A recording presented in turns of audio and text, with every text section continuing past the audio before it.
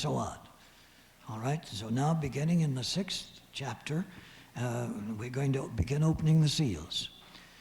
And I saw when the Lamb opened one of the seals, and I heard, as it were, the noise of thunder.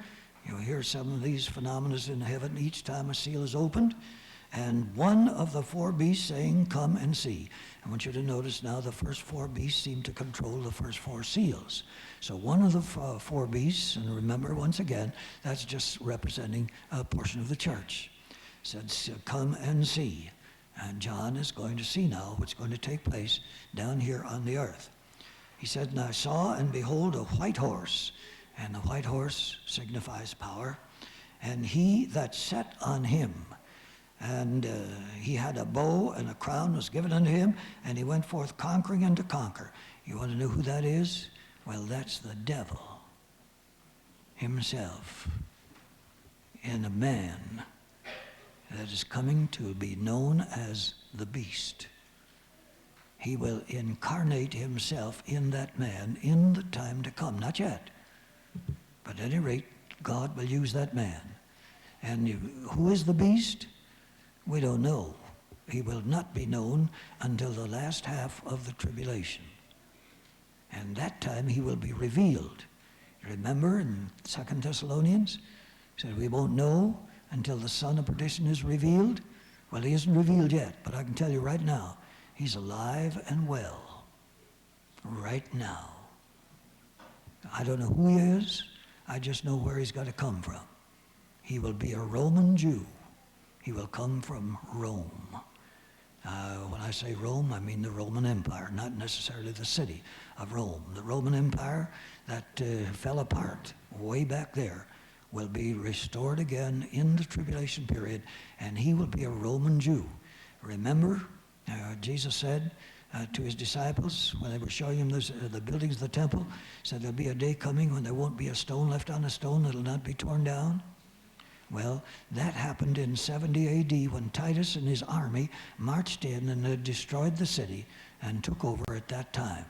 And Daniel tells you the people of the prince that shall come, or the prince rather of the people that shall come, shall destroy the people. Now, it's the people that's going to destroy the temple. But the prince that shall come, that's the devil, or the beast rather, that the devil will incarnate himself in, will be of that people. So he has to be a Roman. And of course, he's going to make the Jews believe that he's their Messiah, and they'll make a covenant with him for 1 week, that is 7 years, and thinking that he's their Messiah. But in the middle of that week period, or 7 years, 3.5 years after it starts, he will show his true colors, and they'll find out that instead of being their Messiah, he is the beast himself. And they will at that time turn back to God and make their peace with God, and he will bring them back in his favor, preserve them for the last half of the tribulation. We'll get to that as we go along. But I just want you to know who this one is that sits on the throne. He is the man that will be revealed as the beast. But he comes in now as a man on a white throne. White, of course, represents cleanness, purity. And so he comes in representing himself to be the Messiah to Israel, and Israel is going to accept him. Now he's going to, as he goes forth, he went forth to conquering and to conquer. Back in the book of Daniel, he tells you that he is going to make it by flattery. He'll take the power by flattery. He will become the king of this world. He will become the supreme ruler of this world. And he gets it now by flatteries, not by great battles, but by flatteries. He just comes in gradually showing himself a little more and a little more. This is the beginning of the tribulation now, and the church is gone. And those people that are affected by this are those that missed the rapture, left here on the earth. All right? Now, that is the first seal. He comes conquering and to conquer, and becomes known worldwide as that man of peace, that man that can govern and control the world. All right, the second seal. When he opened the second seal, I heard the second beast say, "Come and see." And there went out another horse that was red. Now, this is the same rider, but a different horse this time. And instead of being white, signifying the purity and the power, this is a red horse now. He that sat on him had a bow. Oh, wait a minute. The power was given unto him that sat thereon to take peace from the earth. Now, an international warfare, a universal war.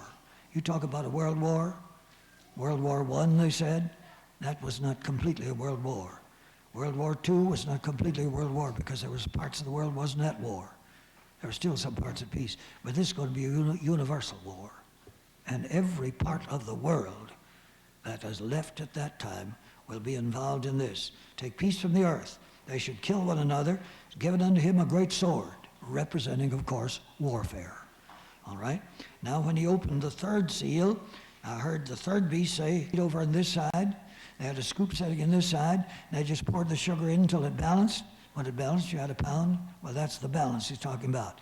And it just represents things going out in small portions. In other words, this is famine. Famine on the earth. Take peace from the earth, and warfare all over, and consequently, famine. Now, you just remember, the drought that we had this summer lasted, what, something like 3 months, or a little less than 3 months? And you go to pay for that in the grocery store. There's already some shortages showing up. And some of the corn that the farmers did get, they find it to be contaminated and they can't feed it to their stock, because if they did, when we ate the meat, then it would contaminate us.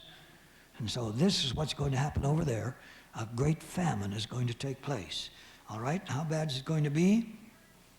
I heard a voice in the midst of the four beasts saying, a measure of wheat for a penny, 3 measures of barley for a penny.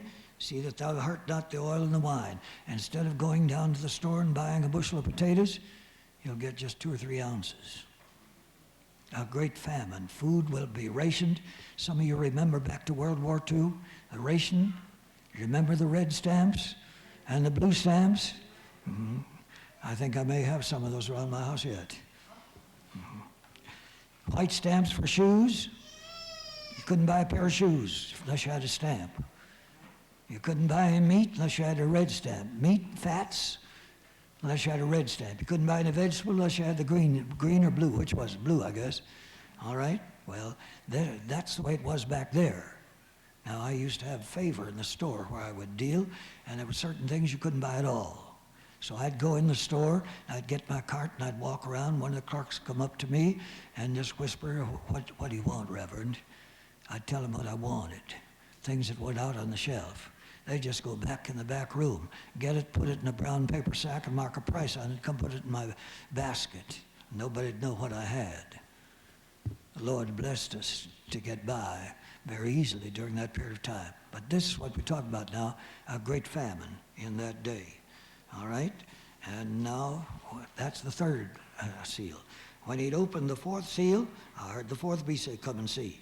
I looked, and behold, a pale horse. Now, this is the same man on a different color horse this time. His name that sat on him was Death, and hell followed after him, and power was given unto him over the fourth part of the earth to kill with the sword, with hunger, with death, with the beasts of the earth. Just look at this now. With the warfare, that's the sword. With hunger, that's because of the famine.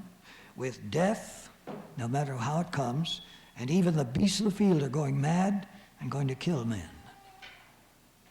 Just think about it. You talk about the pit bulls that are giving us some trouble now in these days. What will it be like when all the beasts turn wild and turn on men? You want to be here then? No. All right? And how many is going to be slain in this time? Just 1 out of every 4. 1 out of every 4. Just think about it now from this standpoint. In a normal city block, let's see, there'll be, about 8 houses in a city block? Well, when they get through with this, 2 of them will be empty. 1 out of every 4, 1/4 of the earth. All right? When he had opened the 5th seal, I saw under the altar the souls of them that were slain for the word of God and for the testimony which they had held. I just want you to notice now,